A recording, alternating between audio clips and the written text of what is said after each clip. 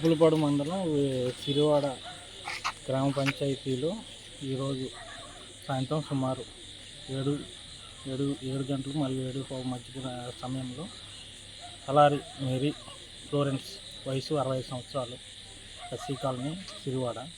ఈవిడ్ని ఈ కత్తితో మెడపైన తలపైన 3 చోట్ల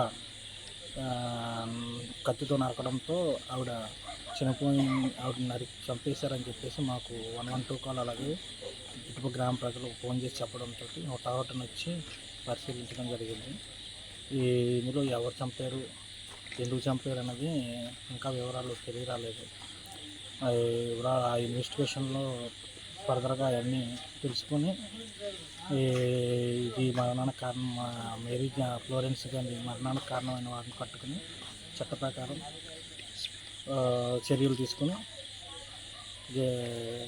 రిమాండ్కి పంపుతాం. సార్, డిఎస్పీ గారు కూడా ఎంక్వైరీకి వచ్చారని తెలిసింది. డిఎస్పీ గారు గన్నవరం డిఎస్పీ గారు అయినటువంటి శ్రీనివాస్ సార్, అలాగే కర్నూలు సిఐ వెంకటరామన్ సార్ వచ్చారు. కేసు ఉపరాలు అడిగారు, ఉపరాలు చెప్పడం అయింది. ఈ ఇన్వెస్టిగేషన్ చేస్తున్నాం. త్వరలో ముద్దాయిని పట్టుకుంటాం. సార్, ఆల్రెడీ ముద్దాయిని పట్టుకున్నామని ఒక సమాచారం తెలిసింది, నిజమా కాదు?